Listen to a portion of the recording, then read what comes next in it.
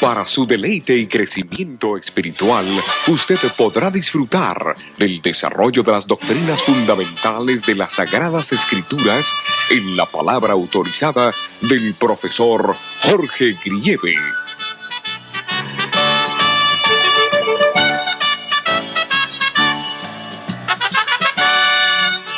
Bueno, esta noche tenemos un tema muy importante. ¿Cómo distinguir entre un verdadero profeta y un falso profeta? Vamos a hablar un poco acerca de los milagros modernos. Y entonces vamos a ir inmediatamente a la Biblia. Para mí es un tema que me encanta, me cautiva, me apasiona este tema. Pero si ustedes son tan amables, no olviden que nosotros siempre lo que decimos lo referimos en la palabra de Dios, no en las palabras de uno. Así que vamos a ir al libro del Apocalipsis, el capítulo número 13, Apocalipsis 13 y 14. Vamos a ver qué va a pasar en la época del fin de la historia de la humanidad en cuanto a los milagros que van a ocurrir. Leo entonces, Apocalipsis capítulo 13, versos 13 y 14, dice: y hace grandes señales de tal manera que hace descender fuego del cielo a la tierra delante de los hombres. Y engaña a los moradores de la tierra por las señales que le ha sido dado hacer. En presencia de la bestia, mandando a los moradores de la tierra que hagan la imagen de la bestia que tiene la herida de cuchillo y vivió. Nosotros no vamos a entrar ahora a hablar acerca de la bestia, de la imagen de Elia, de las heridas, porque ya lo hemos tratado. Pero fíjense acá lo que dice de las grandes señales que van a ocurrir delante de los hombres. Grandes señales. Y engaña a los moradores de la tierra. Ahora, ¿cómo uno puede realmente probar un milagro si es de Dios o no? ¿Cómo uno puede saber frente a los engaños que van a ocurrir? Pero van a venir engaños terribles. Van a aparecer personas diciendo que son profetas, que son profetisas, y solamente aquellos que dispongan del termómetro adecuado podrán determinar si son falsos o verdaderos. Por ejemplo, a mí me parece que sería interesante que nosotros pudiéramos también tomar en el Evangelio de San Mateo, el capítulo 7, y vamos a leer del verso 21 al verso 23. Miren lo que dice acá. No todo el que me dice Señor, Señor entrará en el reino de los cielos, mas el que hiciere la voluntad de mi Padre que está en los cielos. Muchos me dirán en aquel día, Señor, Señor, ¿no profetizamos en tu nombre y en tu nombre lanzamos demonios y en tu nombre hicimos muchos milagros? Y entonces les protestaré, nunca os conocí, apartaos de mí, obradores de maldad. Acá hay un grupo de personas que cuando lo ven venir al Señor Jesucristo en la segunda venida, le dicen a Él, Señor, en tu nombre, noten, usando el nombre de Cristo, dice, en tu nombre hicimos milagros. En tu nombre echamos demonios de las personas. En tu nombre hemos dado profecías. Noten que usan el nombre de Cristo. Y cuando uno escucha a alguien hablar, sea un sacerdote, sea un pastor, sea un doctor en teología, la primera tendencia que existe en uno cuando escucha el nombre de Cristo es pensar, este viene de Dios. Inclusive les digo una cosa, cuando una persona tiene la Biblia en la mano y lee la Biblia y lee acerca de Cristo, lo primero que uno piensa es que viene de Dios. Entonces Jesús les va a decir, apartaos de mí, obradores de maldad. Pero noten que han hecho milagros. Y aparentemente milagros que no es para traerle mal a las personas, sino milagros para hacer un bien. Noten que aquí hay personas, incluso que han sacado demonios de personas, y cuando alguien saca demonios de otra persona o ocurre algo de ese tipo, lo primero que uno piensa es que viene de Dios, porque si no viniera de Dios, no trataría de sacar demonios de una persona. Sin embargo, el Señor Jesucristo les dice: apartaos de mí, obradores de maldad, que no os conozco. Porque no todo el que dice Señor, Señor entrará en el reino de los cielos, sino el que hiciere la voluntad de mi Padre. Entonces surge otra pregunta. Si Dios no lo acepta, quiere decir que esos milagros no han sido hechos con el poder de Cristo. Sin embargo, los milagros han sido hechos. Y si no han sido hechos con el poder de Cristo, ¿con el poder de quién han sido hechos? Ahora, ¿qué propósito existe para que ocurran estos milagros engañosos y para que aparezcan estos falsos profetas? En el Evangelio de San Mateo, el capítulo 24, incluso va un poco más lejos, y mire lo que dice acá. Evangelio de San Mateo, el capítulo 24, miren a qué punto van a llegar esos milagros, del verso 23 en adelante. San Mateo capítulo 24, del 23 en adelante, dice: entonces si alguno os dijere, aquí está el Cristo, o allí, no creáis. Alguien puede decir: vengan, que aquí está el Cristo. Y se presenta de tal manera, que solamente el que haya ahondado en su experiencia religiosa podrá distinguir entre la verdad y el error. Ahora miren lo que pasa. Hemos leído nosotros el 23, entonces si alguno dijera, aquí está el Cristo, allí no creáis, porque se levantarán falsos cristos y falsos profetas, y darán señales grandes y prodigios de tal manera que engañarán, si fuera posible, a los elegidos. He aquí, os lo he dicho antes. Así que si os dijeren, aquí es, en el desierto está, no salgáis. Aquí en las cámaras no creáis. Se dan cuenta que uno tiene que tener los ojos bien abiertos. Ahora, ¿cuál debe ser la primera regla o el termómetro o la medida para determinar si algo viene de Dios o viene del diablo? Más directo no podemos ser. Vamos a ir a la primera epístola de Juan, el capítulo 4 y el verso 1. ¿Qué consejo nos da la Biblia para distinguir entre el error y la verdad? Amados, no creáis a todo espíritu, sino probad los espíritus si son de Dios, porque muchos falsos profetas son salidos en el mundo. ¡Qué bien! Esto sí que es interesante. La palabra de Dios nos dice, probad los espíritus si son de Dios o no. Pero ¿cómo uno los prueba?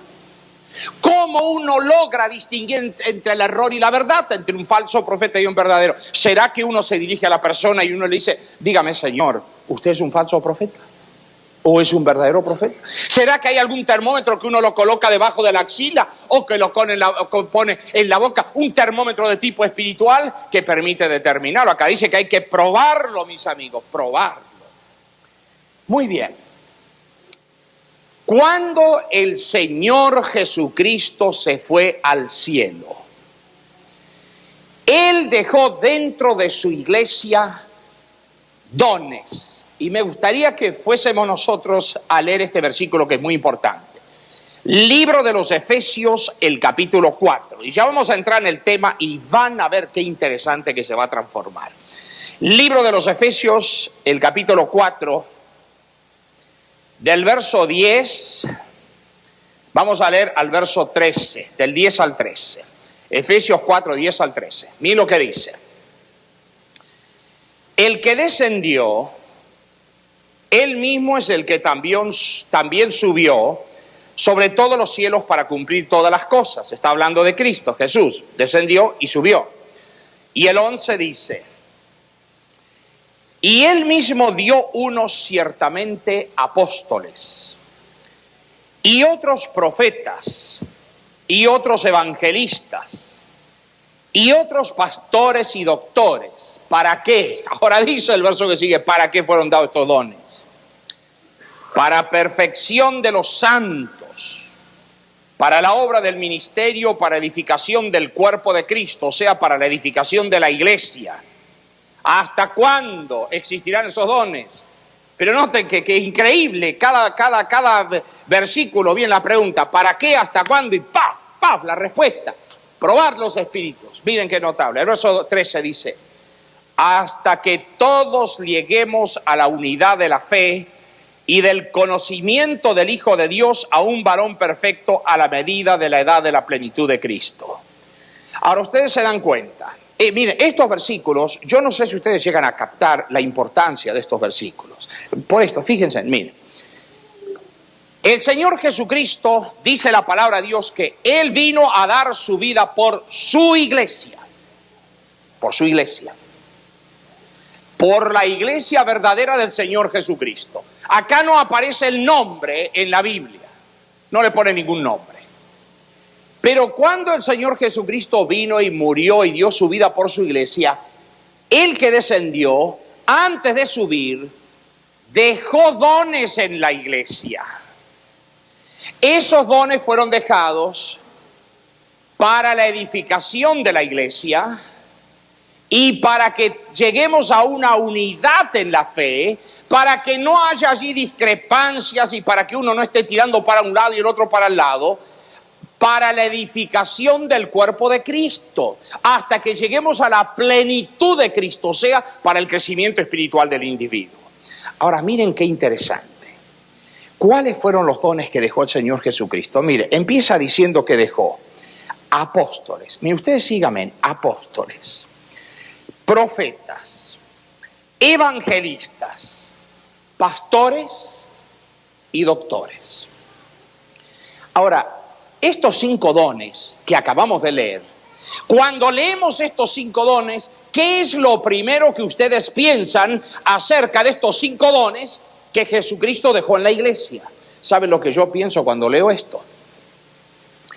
¿Cuál fue la misión del Señor Jesucristo acá en la tierra? ¿Por qué Él vino a esta tierra? Con una triple misión. Predicación del Evangelio.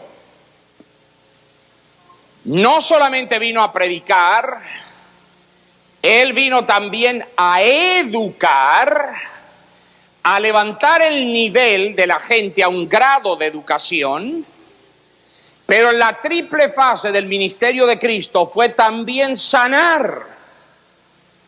Así que Él cumplió con esa triple fase, predicar, educar y sanar. Ahora miren qué curioso.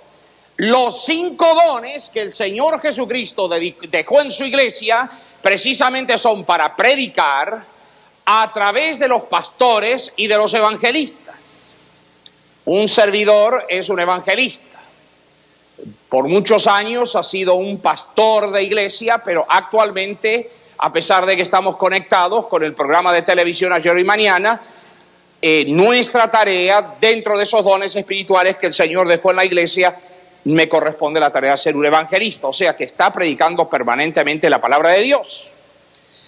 Ahora, después dice acá que dejó también aquí, dejó el otro, los apóstoles. ¿Cuál era la tarea de los apóstoles? Enseñar, educar. Se dan cuenta, pastores y evangelistas predicar, apóstoles enseñar. Y dice después doctores, sanar. Pero dice además algo más. Otro don que había era profetas. Y acá empezamos, mis amigos. Acá comienza el problema. Escuchen bien. Si el Señor Jesucristo dejó esos dones en su iglesia, antes de que Él ascendiera, esos dones deben estar en su iglesia. Y si esos dones no están en la iglesia, entonces, ¿qué es lo que está pasando? A mí me toca visitar, mis amigos, diferentes tipos de iglesias. Visito las iglesias de los queridos hermanos pentecostales, me invitan a predicar, y yo lo hago con un gozo y cuánto amor que uno encuentra, cuánto fervor. Después de una iglesia de un espíritu alegre, jovial, vibrante, me toca ir a predicar a una iglesia que por la liturgia que tienen son más tranquilos, más sosegados. Visito a los hermanos presbiterianos, pero cada uno alaba a Dios, uno de una manera, el otro de la otra manera. Me toca visitar una iglesia bautista, me invitan también algún sacerdote a ir allí un domingo de mañana a poder presentar el evangelio a los hermanos católicos. O sea, yo visito a todos y me abren la oportunidad, tomo la Biblia, abro y los amo a todos. Ahora, escuchen esto.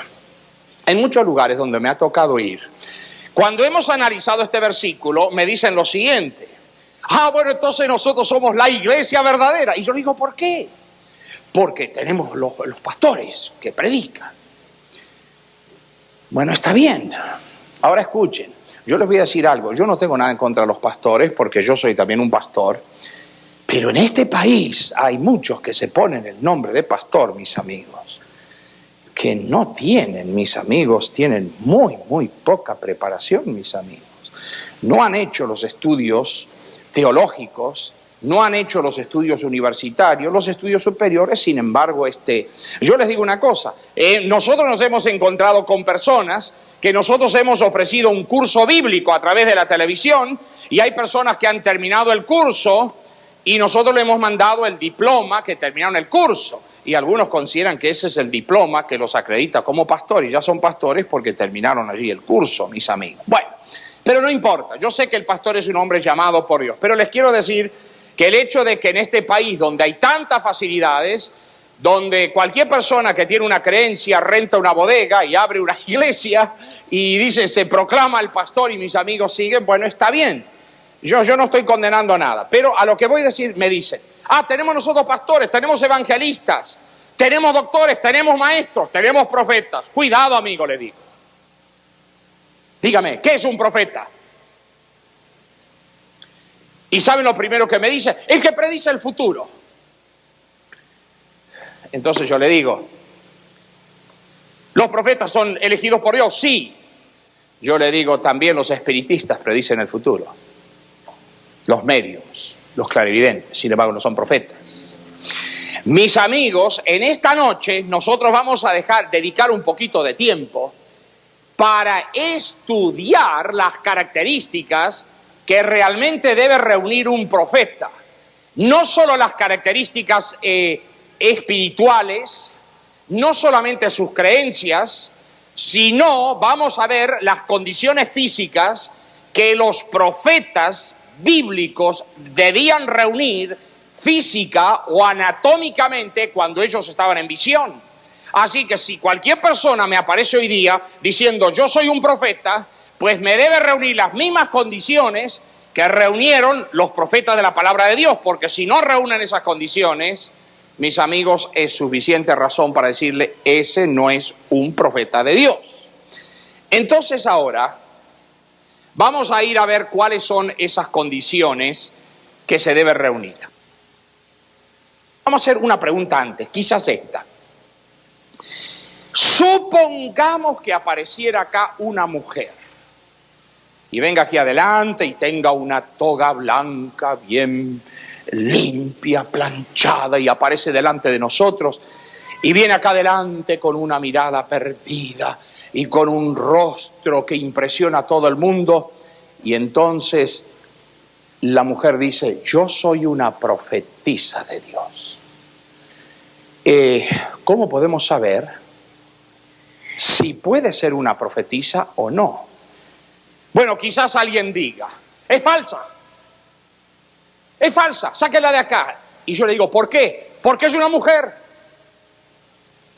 La mujer no puede ser profetisa. es falsa, solo el hombre puede ser profeta.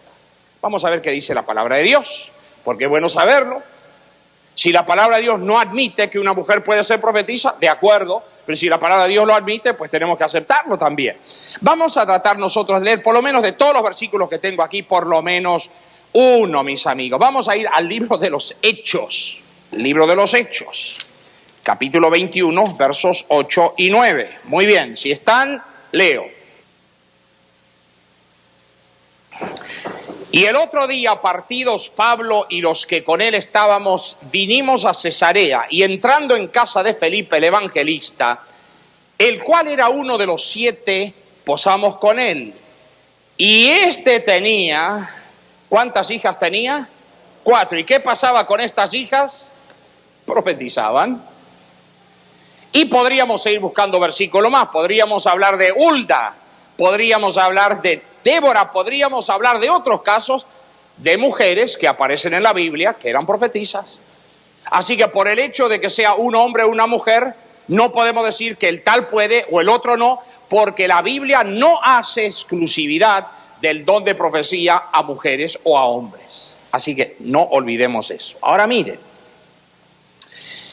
vamos a ir a la palabra de Dios, al libro de Apocalipsis, el capítulo 12 y el verso 17, y después entramos de lleno al corazón del tema. Entonces el dragón fue airado contra la mujer y se fue a hacer guerra contra los otros de la simiente de Elia. Y acá vienen las dos características de esa mujer pura representando a la iglesia de Dios. Los cuales guardan los mandamientos de Dios. ¿Y qué otra cosa dice? ¿Tienen qué cosa? El testimonio de Jesucristo. Dos características definidas, características que no pueden ser cambiadas. Guardará los mandamientos de Dios y tiene el testimonio de Jesucristo. Ya sabemos cuáles son los mandamientos de Dios, lo hemos visto a través de toda la cruzada, los mandamientos que Dios dio en las tablas de piedra. Pero ¿qué es el testimonio de Jesucristo? Apocalipsis 19:10. Libro de Apocalipsis, capítulo 19 y el verso 10 dice directamente lo que es el testimonio de Jesucristo. Al terminar el verso número 10 dice: adora a Dios porque el testimonio de Jesús es ¿qué cosa? El espíritu de la profecía, el testimonio de Jesucristo. Así que, además de guardar los mandamientos de Dios, esta iglesia que esperará el retorno de Cristo, además de tener los dones espirituales que el Señor Jesucristo dejó en su iglesia, que han sido dejados para la predicación del Evangelio, para la educación y para la sanidad, para el cuidado del cuerpo, el Señor Jesucristo, como una de las notas distintivas, fue dejar en su iglesia profetas o profetisas. Y ahora sí, vamos a ver cuáles son las condiciones que debe reunir un verdadero profeta. Vamos a ir inmediatamente. Primera de Juan, capítulo 4, y vamos a leer entonces el verso número 2. Leemos allí lo siguiente: en esto conoced el Espíritu de Dios. Todo espíritu que confiesa que Jesucristo es venido en carne, ¿es de quién? Escuchen, abran bien grandes los ojos, abran el entendimiento.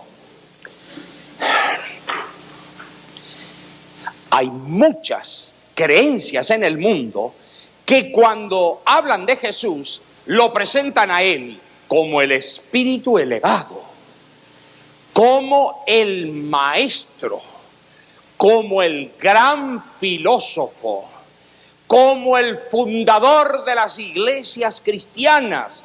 Lo presentan a Cristo de muchas maneras, pero acá dice que el Espíritu que no lo presenta a Cristo como venido en carne no es de Dios. ¿Qué quiere decir eso, que el Espíritu, Cristo venido en carne? Ustedes recordarán que nosotros vimos una noche en una de estas reuniones, nosotros mencionamos un versículo. En el principio era el Verbo y el Verbo era Dios y el Verbo estaba con Dios. Por Él todas las cosas fueron hechas y sin Él nada de lo que existió no fue hecho. Allí está hablando acerca de Cristo, de Dios, pero en manera especial de Cristo. Y termina otro versículo diciendo, y aquel verbo fue hecho carne y habitó entre los hombres. Y esa misma noche nosotros dijimos que grande era el misterio de la piedad. Dios, o sea Jesús, se anonadó, tomó forma de carne humana, note, de carne humana, y después murió, resucitó, fue ascendido a los cielos. Pero el profeta verdadero reconoce y acepta que Cristo es mucho más que un espíritu elevado, que es mucho más que un filósofo, que es mucho más que un gran maestro, que Cristo Jesús vino a esta tierra con un propósito, vino tomando la naturaleza de la carne humana para morir por la raza humana, para satisfacer la demanda del pecado, y por la gracia de Él y la justicia en Cristo, yo puedo alcanzar la vida eterna. Así que ese es el primer punto para probar a un profeta falso de uno verdadero. ¿Qué es lo que piensa acerca de Cristo? Podrá decir hermosas palabras, pero donde hay que tocarlo y hay que probarlo es ¿qué es lo que piensa acerca de Cristo como el que salva y redime y perdona el pecado? A ese punto. Y si cuando uno habla con esa persona y dice, no, esas cosas déjela, no, Jesús es... Mis amigos, es suficiente. Porque si se deja a un lado la mediación de Cristo para la relación de la raza humana a través del perdón de los pecados, mis amigos, se está dejando lo fundamental de la fe cristiana. Así que no olviden, ese es el punto número 1, que no debemos olvidar. Ahora, vamos a leer punto número 2, libro de Deuteronomio capítulo 13. Libro de Deuteronomio, el capítulo 13. Característica número 2. Capítulo 13. Y vamos a leer del verso 1, vamos a leer al verso número 4. Cuando se levantare en medio de ti profeta o soñador de sueños y te diere señal de prodigio, o sea, milagro, y acaeciere la señal o el prodigio que él dijo, o sea, ocurre lo que dice, diciendo, vamos en pos de dioses ajenos que no conociste y sirvámoslos, no darás oído a las palabras del tal profeta ni a tal soñador de sueños, porque Jehová vuestro Dios os prueba para saber si amáis a Jehová vuestro Dios con todo vuestro corazón y con toda vuestra alma. En pos de Jehová vuestro Dios andaréis, y a Él temeréis, y guardaréis sus mandamientos, y escucharéis su voz, y a Él serviréis, y a Él os allegaréis. Yo estoy seguro que cuando ustedes escucharon estos versículos, alguno de ustedes dirá, bueno, pero está bien, lo que está diciendo es correcto, es cierto, pero ¿qué problema hay con esa característica? Ya sabemos que si aparece un profeta o una profetisa y dice algo y ocurre exactamente y nos quiere llevar detrás de dioses extraños, ya sabemos que es falso. Yo voy a aumentar un poco más este segundo punto a través de algo que ojalá que el Dios del cielo nos ayude a entender. ¿Saben por qué?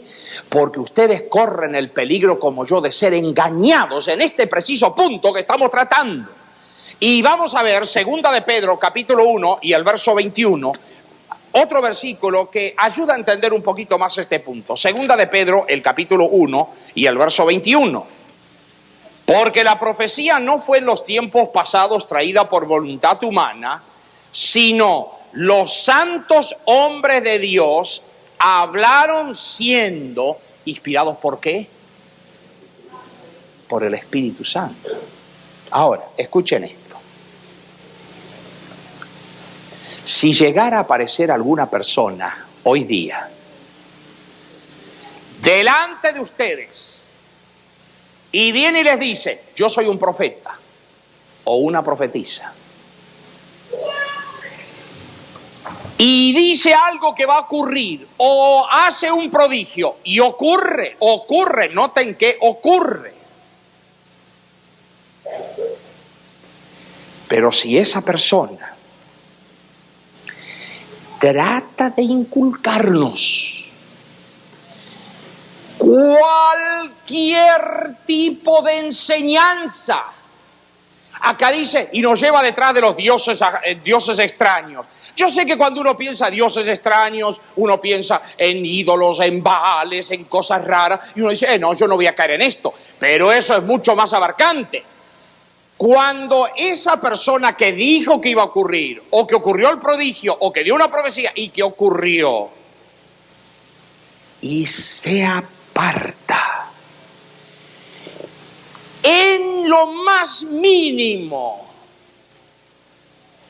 de lo que Dios reveló a los profetas de Dios que aparecen en la Biblia, porque acabamos de leer que los hombres de Dios hablaron siendo inspirados del Espíritu Santo. Así que si a mí me aparece una persona diciendo que es profeta de Dios o profetiza y no está de acuerdo en su vida y en su predicación con todo lo que está en este libro, es falso.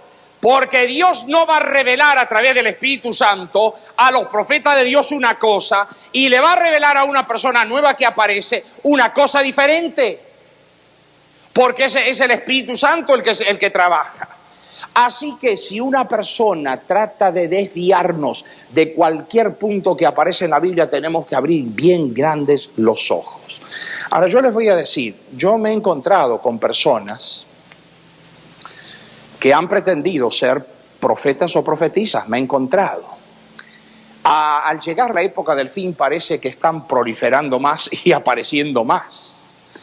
Ahora, a veces esas personas con las cuales uno habla, yo les digo una cosa, son personas que lo dejan a uno confundidos. Porque son personas que tienen una apariencia de santidad y de consagración, que uno dice, pero esta persona tiene que ser porque es santa y es consagrada.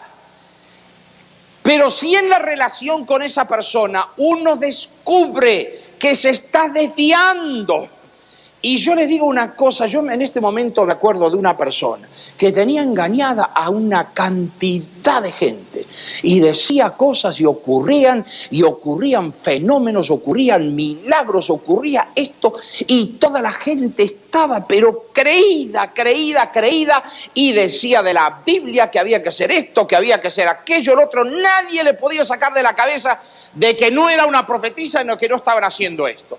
Pero ¿saben después cómo fue infiltrándose Satanás?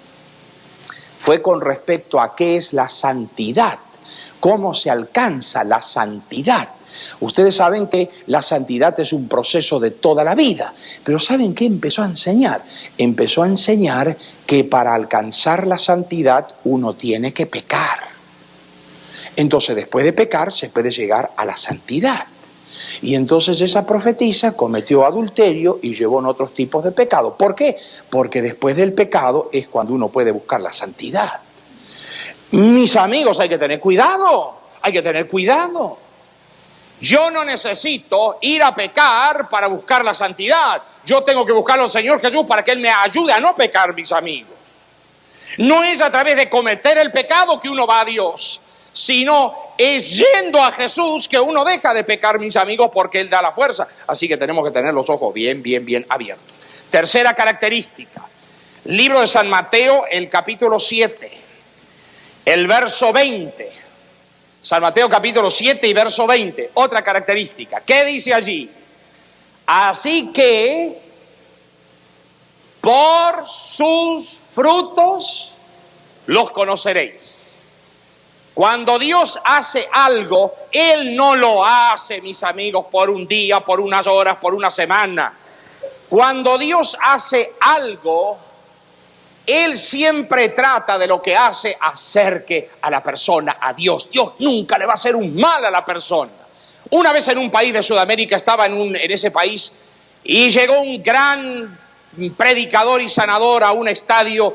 Iba a reunir miles y miles de personas y entonces iban a llevar allí a cabo una sesión de sanidad. Yo les digo una cosa, yo creo en el poder de Cristo. Yo creo que no hay mal que no pueda ser curado en una persona. Pero también saben que les digo una cosa, hay muchas cosas que se hacen que no son hechas como corresponde y se utiliza la sugestión se utiliza poderes extraños y muchas veces se hacen engaños premeditados, y no me digan que no se los hace, porque a mí me ha tocado atender varias personas que han venido a hablar conmigo desesperadas en una angustia terrible, porque eran personas cristianas perteneciendo a diferentes denominaciones, y el sanador que iba a oficiar allí en el programa habló de antemano con ellas y ellas le contaron el mal que tenía. Dice, bueno, mire usted, para dar fe a la gente, cuando lleguemos al momento final de la sanidad, usted levante la mano y usted diga que ha sido sanada, diga que ha sido sanada. Y ha habido personas que han venido a hablar conmigo que han dicho que han sido sanadas cuando en realidad no lo han sido, y como lo han dicho delante de tantas personas, esas personas tenían un cargo de conciencia que llorando y con lágrimas en los ojos me decían a mí, ¿y cómo Dios puede perdonarme ahora de algo que he hecho delante de tanta gente en común acuerdo? Yo creo en el poder de Dios, creo que Él tiene poder para sanar, pero mis amigos, también creo que debemos tener los ojos abiertos por los engaños que ocurren. Y quiero decirles una cosa, hay una tendencia humana a fabricar milagros, hay que tener cuidado con fabricar milagros. Un milagro debe resistir el examen científico y médico, lo debe resistir.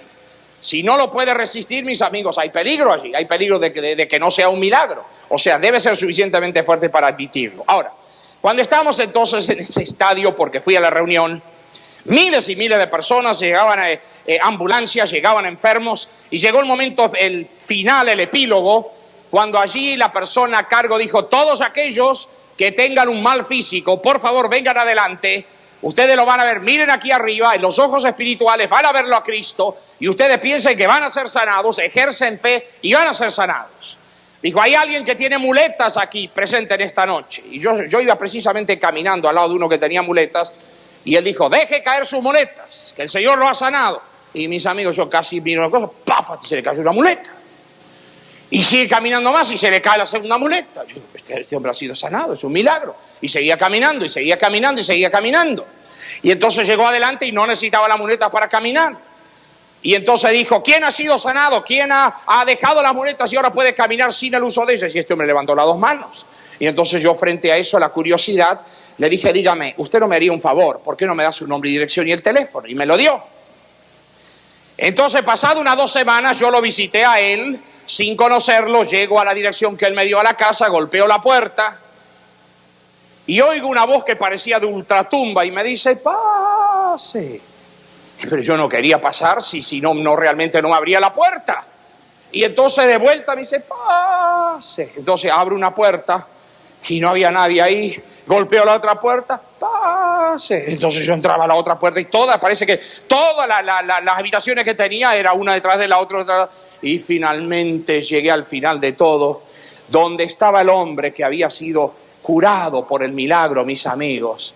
Ya ni siquiera con muletas caminaba, estaba postrado en la cama, mis amigos. Ese no es un milagro de Dios. Hemos visto, por su fruto los conoceréis. El milagro de Dios es algo que permanece. Cuando Dios cura, cura. Cuando Dios sana, sana. Cuando Dios perdona, perdona. Cuando Dios limpia, limpia. Y cuando Dios hace algo, lo hace para el bien nuestro y para acercarnos a Cristo y a la salvación, a la vida eterna. Así que cualquier cosa que ocurra que nos aparte de lo verdadero es falso. Otra característica más, libro de Isaías, capítulo 8, versículos 19 y 20, Antiguo Testamento. Libro de Isaías, capítulo 8, versos 19 y 20. Y si os dijeren, preguntad a los pitones y a los adivinos que susurran hablando, responded. No consultará el pueblo a su Dios, apelará por los vivos a los muertos. Aquí está hablando de los mediums, de los espiritistas. Pero ahora el verso 20 dice cómo hay que probarlo. A la ley y al testimonio, si no hablaren conforme a esto que dice, porque no han amanecido. O sea, que el profeta de Dios acepta la vigencia de los 10 mandamientos, pero también reconoce la validez del testimonio. Si viene un profeta o una profetisa y me dice a mí, sí, profesor, está muy bien todo, los mandamientos, está bien todo, pero hay uno de ellos que es muy anticuado. Ese mandamiento de no cometer adulterio, hoy día con el mundo como están, no se puede. Mis amigos, falso, porque no me está aceptando los mandamientos de Dios. Si viene una persona y tengo la Biblia, el testimonio, acá dice, a la ley y al testimonio, si no hablan conforme eso es porque no hablan eso, son falsos. Si viene un profeta y yo hablo con él de la Biblia y digo esto y digo lo otro, y él me dice, profesor, está bien, pero sabe una cosa, el Antiguo Testamento, ustedes saben que se lo conoce con el nombre del Viejo Testamento, eso hay que dejarlo a un lado, lo único que importa es el Nuevo Testamento. Mis amigos, cualquier profeta que venga a decirme eso, es suficiente razón para descartarlo. A la ley y al testimonio, si no hablaren conforme a esto es porque no les ha amanecido. La palabra de Dios dice, toda escritura es inspirada divinamente y útil para redarguir, etcétera, etcétera, etcétera. Toda escritura. Y al decir toda escritura, es desde el Génesis hasta el Apocalipsis, mis amigos. La única manera de poder entender el Nuevo Testamento es a través del Antiguo. Porque ¿cómo sabemos que es verdadero lo que se cumple en el Nuevo Testamento si no estuviera Antiguo? ¿Cómo yo podría saber que Cristo es el Hijo de Dios si no aparecieran en la Biblia, en el Antiguo Testamento, todas las profecías que van indicando que Cristo iba a cumplir esta condición, esta, aquella y la otra? Claro, el cumplimiento viene en el Nuevo Testamento, pero el Antiguo y el Nuevo son dos complementos que se unan maravillosamente bien. Así que esa es otra característica del profeta de Dios. Y entonces ahora vamos a ver un poco las condiciones físicas cuando un profeta estaba en visión. Vamos a ver un poquito el caso del profeta Daniel. Vamos a ir al capítulo 10 del libro del profeta Daniel. Vamos a empezar leyendo el verso número 16. Miren lo que dice. Libro de Daniel, capítulo 10, verso 16. Mas he aquí, como una semejanza de hijo de hombre tocó mis labios. Entonces abrí mi boca y hablé, y dije a aquel que estaba delante de mí, Señor mío, con la visión, acá estaba en visión, con la visión, se revolvieron mis dolores sobre mí y no me quedó fuerza. Primer característica, cuando el profeta de Dios estaba en visión, perdía la fuerza física. Número 1. Número 2, el verso 17. ¿Cómo pues podrá el siervo de mi Señor hablar con mi Señor? Porque al instante me faltó la fuerza y no me ha quedado aliento. El profeta de Dios, cuando tiene una visión, deja de respirar, pierde su aliento. Ahora, ¿qué les parece si nosotros hacemos una prueba ahora y vamos a descubrir si hay algún profeta o profetisa de Dios aquí entre el público presente? Podemos hacer la prueba. Yo le voy a pedir a una persona que se tape la nariz, pero que no me la deje un poco abierto por ningún lado, que se tape completamente la nariz y que deje de respirar 5 minutos nada más. Y que otro vaya rápidamente al teléfono y que llame a la policía y al servicio de las pompas fúnebres, la funeraria. ¿Saben por qué? Porque si deja de respirar 5 minutos, se va a quedar sin respirar, mis amigos. La capacidad pulmonar nuestra nos da para 2, 3 minutos al máximo. Yo controlaba en Acapulco a los buceadores que se largaban de arriba sin oxígeno, que iban a buscar erizos y otras cosas abajo, y controlaba cómo se largaban, iba abajo sin ningún equipo, porque esa gente no tenía, era gente pobre, aldeanos, iban a buscar los erizos abajo y volvían con eso para vender al turista. Y a veces yo controlaba el que más duraba, algunos duraban 2 minutos 10, 2 minutos 30, 2 minutos 40, y cuando salían, con qué gana que respiraban, mis amigos. Pero el profeta de Dios, cuando está en visión, puede estar 15 minutos sin respirar, media hora, 1 hora, 2 horas, 3 horas, todo el tiempo que sea necesario, porque eso es una evidencia de que es el profeta de Dios. Así que, número 1, pierde la fuerza. Número 2, deja de respirar. Número 3, tengo que ir rápido. Tiene los ojos abiertos. Un rostro agradable, normal. Y después recobra la fuerza física. Cuando terminó una noche una presentación de un tipo de este tema en una conferencia, se me acercó un señor y dijo: mire, yo soy un profeta de Dios, soy medium, pero también profeta de Dios, y se lo voy a demostrar. Mis amigos, ese hombre entró en estado de trance y empezó.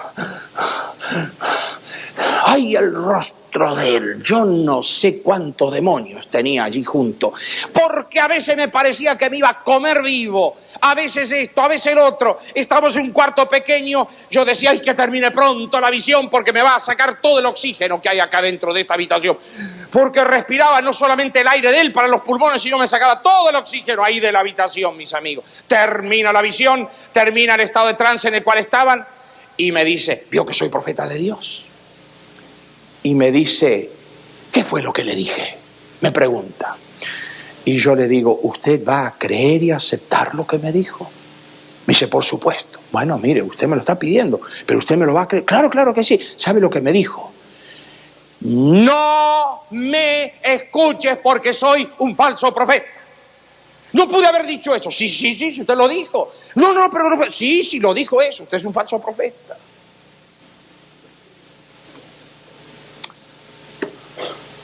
Ahora, mis amigos, el Señor Jesucristo dejó dones en su iglesia: apóstoles, doctores, evangelistas, pastores, dejó profetas, y los profetas que el Señor Jesucristo dejó en su iglesia para la edificación del cuerpo de Cristo hasta que todos lleguemos a la unidad de la fe, deben reunir las mismas condiciones que reunió el profeta Daniel y los otros profetas de la Biblia. Alguno estará preguntando: profesor, ¿y en la iglesia adventista se ha manifestado el don de profecía? Y yo les digo que sí. ¿De qué manera? Qué interesante que es. Ustedes recuerdan que el sábado de noche nosotros vimos esa profecía de los 2300 años, extraordinaria profecía. Cómo al final de los 2300 años, cuando todas las verdades debían ser restauradas, y cómo en todo el mundo, en Chile, Lacunza, un sacerdote chileno, en Estados Unidos, Guillermo Miller, en Alemania, Wolf Hotzenpeter, allí en Holanda, el director de la biblioteca, Oller y Pettenbocks en los países escandinavos, Noruega y Dinamarca, y podríamos seguir hablando de Irving allí en Inglaterra, y podríamos seguir hablando de Rusia, de aquí y de allá.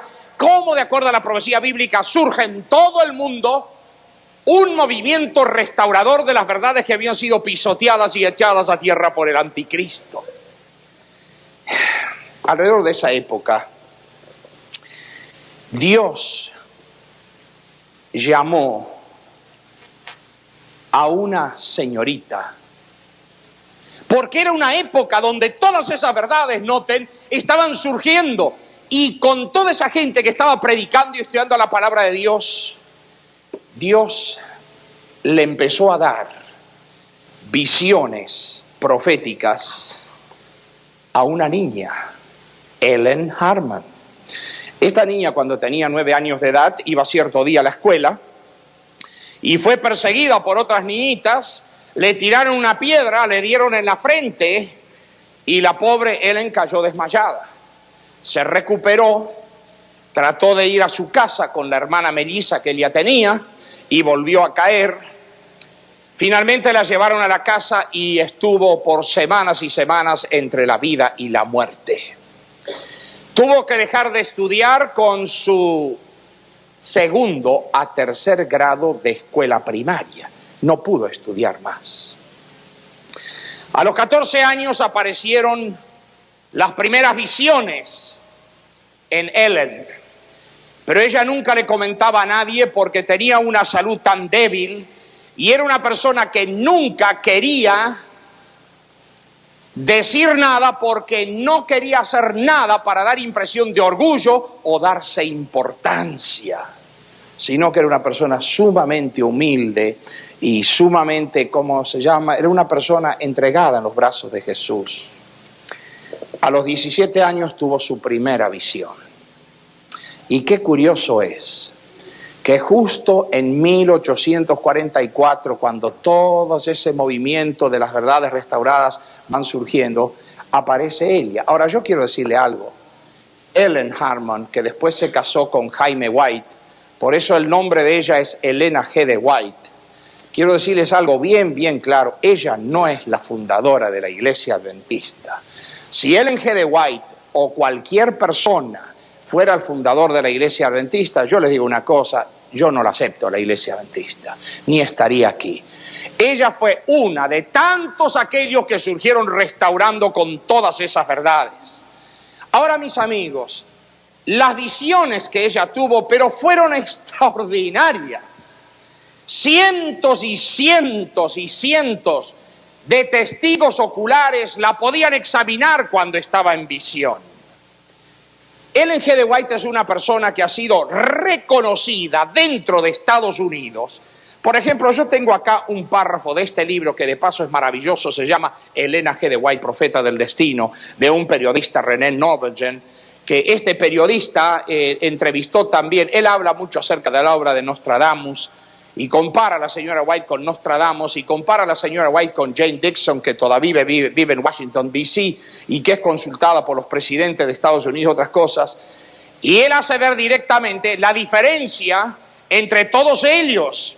Y dice que tanto Jane Dixon como los otros tenían poderes para hacer esto, aquello, lo otro, pero no reunían las características de una profetisa o profeta de Dios como la señora White. Pero miren, quiero darles un pequeño detalle aquí. Por ejemplo, hay una publicación que dice Notable American Women, mujeres notables de Norteamérica, y está incluida la señora White allí. Y mis amigos, no ha sido preparado por ninguna organización religiosa. Quiere decir que esta mujer tenía algo. Si nosotros dejamos a un lado los aspectos espirituales, por el solo hecho de incluirla en esto ya está diciendo mucho. Pero miren, cuando ella tenía las visiones, en muchas ocasiones se invitaba a cualquiera del público que pudiera pasar adelante. Me acuerdo del Dr. Brown. El Dr. Brown era un crítico acerbo de ella. Y cuando estaba en una visión cierta vez, las visiones de la señora White iban desde los 15 minutos, a veces llegaban hasta 3 horas. Le pasaba exactamente como los profetas bíblicos, primero débil, después dejaba de respirar, los ojos abiertos, después una fuerza sobrenatural. Hace poco he estado en Washington, D.C., en una habitación allí, hay una Biblia que ella la tuvo cierta vez cuando tenía una de las visiones, y la levantaba con la mano, iba dando vuelta a las páginas diciendo los versículos bíblicos.